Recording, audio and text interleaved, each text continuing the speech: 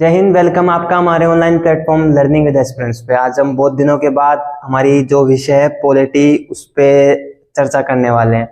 और चर्चा ऐसी यानी कि ए से जेड, जैसा कि आपने थंबनेल में देखा होगा और हमने पहले भी आपको बताया था कि हम पढ़ेंगे ए से जेड। ए से जेड का मतलब ए फॉर एप्पल से स्टार्ट करेंगे किसी भी चीज को, तो पॉलिटी हम वहीं से स्टार्ट करने जा रहे हैं। और ए से जेड का मतलब आपको पता है हम जीरो से पढ़ाएंगे आपको बिल्कुल जीरो लेवल पे।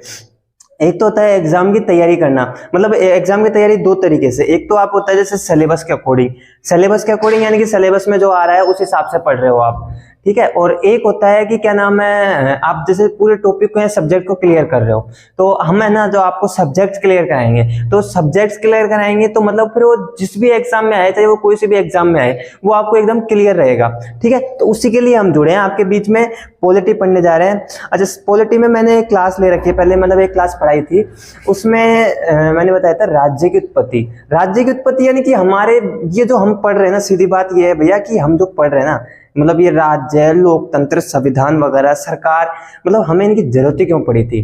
यहाँ तो ये रात को चल के क्या नाम है, इंसान सो रहा था, सुबह उठा तो उसको पता चला कि भैया ये क्या हो गया, ये राज्य कहाँ से बन गया है, ऐसा नहीं है। या फिर क्या नाम है, हम जो पहले रह रहे थे आदि मानव के समूह की तरह, उस तरह से वो ठीक था। तो भाई कुछ तो प्रोसेस हुआ था ना, कुछ तो हुआ था कि जो हम उस दौर से इस दौर तक आए, तो कुछ बात थी। तो राज्य की उत्पत्ति के बारे में पढ़ा था, लेकिन बाद में मैंने एक चीज गौर की कि हम जैसे पॉलिटी पढ़ रहे हैं तो जो स्टूडेंट बिगनर हैं, जो पहली बार पॉलिटी पढ़ रहे हैं, उनको कई चीजें समझ में नहीं आती कि यार हम मतलब पॉलिटी पढ़े कहाँ से। दूसरी चीज, पॉलिटी में इतने आर्टिकल है, इतना मतलब वो इतना मतलब खिंचा फिचा इतना वो है आदमी को कि इतना कंफ्यूजन हो जाता है। तीसरी बात ये समझ लीजिए कि यूपीएससी का ऑप्शनल लेने से टक डरते हैं लोग पॉलिटी का, ठीक है। तो इतना हवा नहीं है पॉलिटी का, बहुत इजी सब्जेक्ट है। अगर हम पढ़े ना, इसको समझें तो बहुत इजी सब्जेक्ट है। सबसे आसानी से जो समझ में आए ना वो सब्जेक्ट है पॉलिटी, मेरा मानना है। पॉलिटी आसानी से इसलिए समझ में आने वाला है क्योंकि हमसे जुड़ी हुई विषय है। हम मतलब जो इसको बनाने वाले, जो इसको, ये तो है ना, इसको नेचर ने बनाया, प्रकृति ने बनाया इसको। जो पॉलिटी को जो बनाया ना, वो हम ही लोगों में से कुछ जो विद्वान थे उन्होंने बनाया था इसे। तो अब समझिए हमसे जुड़ी हुई है, तो उन लोगों ने इस सब्जेक्ट को बनाया ही हमारे लिए, तो हमें क्यों नहीं समझ में आनी चाहिए सब्जेक्ट। तो बहुत आसान सब्जेक्ट है, आप इसे आसानी से समझ के पढ़िएगा ना तो आराम से समझ में आएगी। पॉलिटी ऐसी सब्जेक्ट है। अब तो आज हम जैसे कि सब्जेक्ट में मैंने बताया था आपको, पॉलिटी हम ए से जेड तक पढ़ेंगे, ए टू जेड, ए से जेड तक हम पॉलिटी पढ़ेंगे। अब इसमें कुछ चीज है कि यार हम पॉलिटी ए से जेड तक पढ़ रहे हैं, फिर वही बात, इसमें तो इतने आर्टिकल है, ये आर्टिकल वगैरह ये हमें याद कैसे रहेंगे, ठीक है। और हम पढ़ना कहाँ से स्टार्ट करें पॉलिटी को, ठीक है। तो मैं आज वाली वीडियो में मैं कुछ उन्हीं जो बिगनर्स हैं, न्यू स्टूडेंट है ना, उनके लिए थोड़ा ट्रिक या थोड़ा समझा देता हूँ कि आपको मतलब कौन सा सोर्स कहाँ से पढ़ना चाहिए। देखिए, आप अगर सबसे पहले पॉलिटी पढ़ रहे हो ना, तो ये तो है नहीं कि आप लक्ष्मीकांत दुर्गादास लेके बैठ जाओ, डीडी बसु लेके बैठ जाओ, ऐसा नहीं है। आपको सबसे पहले सुभाष कश्यप की बुक पढ़नी चाहिए। सुभाष कश्यप की बुक मतलब इतनी सिंपल लैंग्वेज में है, आप हिंदी मीडियम या इंग्लिश मीडियम दोनों के लिए है वो सुभाष कश्यप की। उनकी लगभग 40 से 50 यानी कि इससे भी ज्यादा बुक है उसे। तो आप है ना सबसे पहले सुभाष कश्यप की बुक पढ़िए पॉलिटी के लिए, उसमें सबकी अलग अलग बुक है। अगर आपको संविधान की, अपना जो संविधान पढ़ना है तो संसद की जो उनकी बुक है वो पढ़िए, ठीक है। और हमारा जो संसद है, हमारी जो राज व्यवस्था, इसके बारे में पढ़ना है तो उसके लिए अलग बुक है। तो सबसे पहले आपको क्या करना है, सुभाष कश्यप की बुक पढ़नी है। पहला काम, अगर आपको बुक में स्टार्ट करना है तो कौन सी बुक है, सुभाष कश्यप की। ये आपका पहला मतलब बिगनर्स हैं जो न्यू स्टूडेंट है उनके लिए। उसके बाद में आप धीरे धीरे एम लक्ष्मीकांत पे जाइए, उसके बाद में डीडी बसु है, सबसे लास्ट में डीडी बसु। क्योंकि जो इनकी लैंग्वेज है ना, ये आपको पता है हमारे संसद में शायद महासचिव ऐसे पोस्ट पर हैं, तो कितने बड़े पोस्ट पर, तो इनकी जो लैंग्वेज है ना बहुत ईजी है सुभाष कश्यप जी की। तो इनकी बुक पढ़िए सबसे पहले।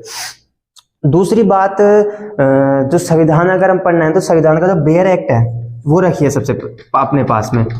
स्पेशली जो सिविल सर्विस की तैयारी कर रहे हैं ना, वो जरूर होना चाहिए बेयर एक्ट। बेयर एक्ट में क्या है, बेयर एक्ट में संविधान अगर आपको समझना है ना कि भाई हुबहू संविधान क्या है, एकदम आसान भाषा में, अगर आप संविधान की बुक ला के रख लोगे ना आपके सामने, तो ऐसा समझेगा भाई ये क्या है, कौन सी भाषा में लिखी है। मतलब थोड़ी टफ लैंग्वेज, टफ है उनकी। और आपको पता है संविधान मतलब पॉलिटी शब्दों का खेल है, राजनीति। तो बेयर एक्ट में क्या है, बेयर एक्ट में एक तरफ इंग्लिश एक तरफ हिंदी है, तो बेयर एक्ट आप अपने पास रखिए। उसमें आपको देखना भाई कौन सा आर्टिकल में किसके लिए है, क्या है, वो एकदम एज इट इज ऐसे कैसे मिलेगा आपको बेयर एक्ट में। तो एक बेयर एक्ट आपके पास होनी चाहिए।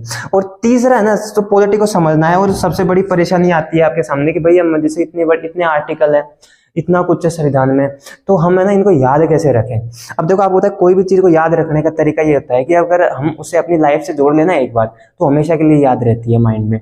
अब उसके लिए आपको लाइफ से जोड़ने के लिए और याद रखने के लिए एक ही चीज़ है, वो है न्यूज़पेपर। करंट से जोड़ के, करंट से जोड़ के ही पढ़ना सबसे बेटर है। उसके लिए आप रखो न्यूज़पेपर। तो थर्ड चीज हम ले रहे हैं न्यूज़पेपर की। अब न्यूज़पेपर में कैसे, न्यूज़पेपर में आप एक चीज देखिए, अभी चलो हम एक चीज देखते हैं अभी करंट से जुड़ा हुआ। अब सबसे पहला करंट का जो मुद्दा चल रहा है, मैं बता रहा था आपको सीमा हैदर का। देखिए वो उसने जो किया है, जो जहां से ये तो हमको पता है पाकिस्तान से आई है, जो भी है वो मुद्दा सब अलग है, ठीक है। हमको न्यूज़पेपर से कैसे करंट से जोड़ के पढ़ना है, हमको इस तरह से जोड़ के पढ़ना पड़ रहा है कि मतलब जोड़ के पढ़ना है कि जैसे सीमा हैदर, अब कोई भी व्यक्ति, हमको ये देखना है कोई व्यक्ति किसी विदेश से आ रहा है, तो मतलब भारत के संविधान में ऐसा क्या है कि उसे यहाँ की नागरिकता मिल जाए। फिर हमें ये चीज देखनी है कि भाई इसको, अब बोल रहे हैं कि इसको पाकिस्तान भेजा जाएगा, तो क्या रीजन है, हमारे संविधान में कुछ ऐसे एक्ट हैं क्या जो इसको पाकिस्तान भेज दिया जाए। मतलब किसी व्यक्ति से बाहर से आके किसी व्यक्ति से शादी कर ली तो क्या नागरिकता मिल जाएगी क्या।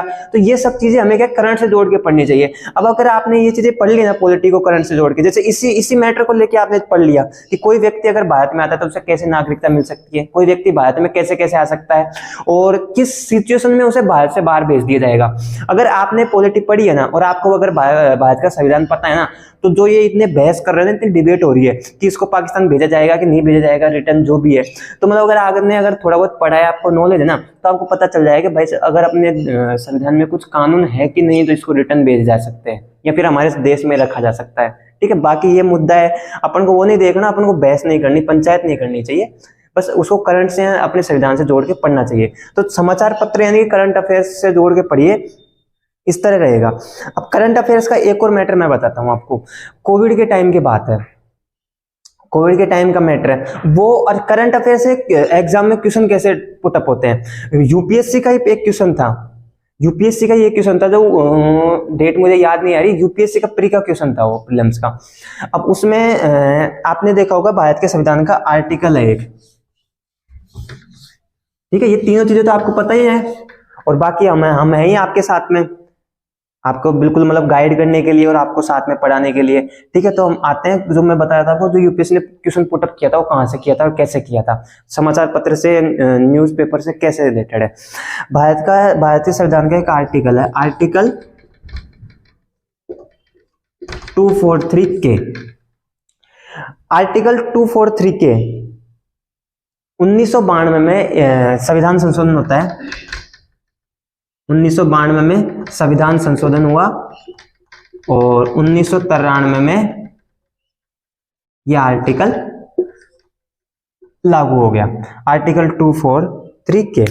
इसमें क्या था, आर्टिकल 243 में ये प्रावधान किया कि राज्यों के लिए, स्टेट के लिए एक इलेक्शन कमीशन होगा, राज्यों के लिए एक निर्वाचन आयोग की। तो ये जैसे ये 1993 में लागू हुआ, तो ये सभी भारत के जितने भी स्टेट है सब में लागू हो गया। अब सब में लागू हुआ तो भारत का एक स्टेट है आंध्र प्रदेश, आंध्र प्रदेश में भी ये लागू हो गया। अब कोविड के टाइम पे क्या हुआ, अपन क्या है पॉलिटिक्स जुड़े हैं तो गवर्नमेंट से थोड़ा वो रिलेटेड करके पढ़ना ही पड़ता है।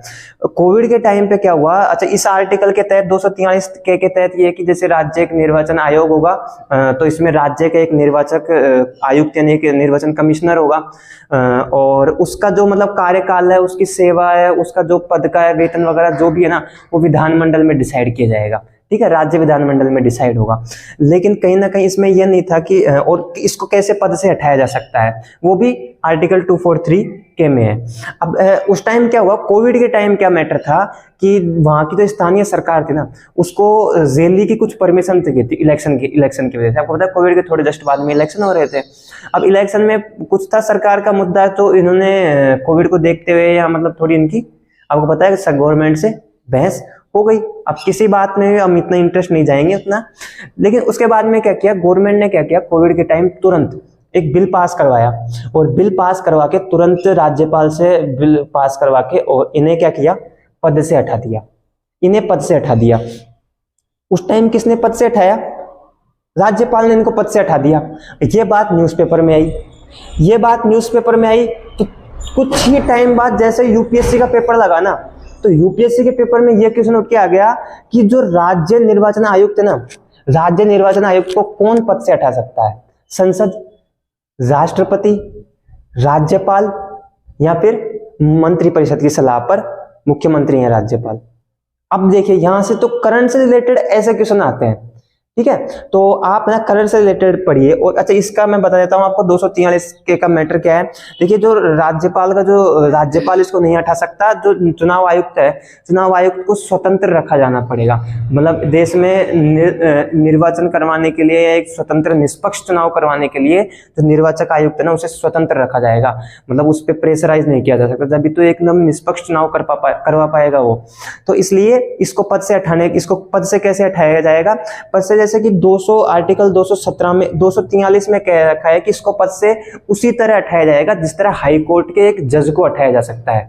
और हाई कोर्ट के जज को कैसे हटाया जा सकता है? आर्टिकल 217 में पता है हाई कोर्ट के जज को किस तरह हटाया जाता है। उसमें कहा गया कि हाई कोर्ट के जज को कौन हटा सकता है? जिस तरह उसी तरह हटाया जा सकता है जिस तरह सुप्रीम कोर्ट के जज को हटाया जा सकता है।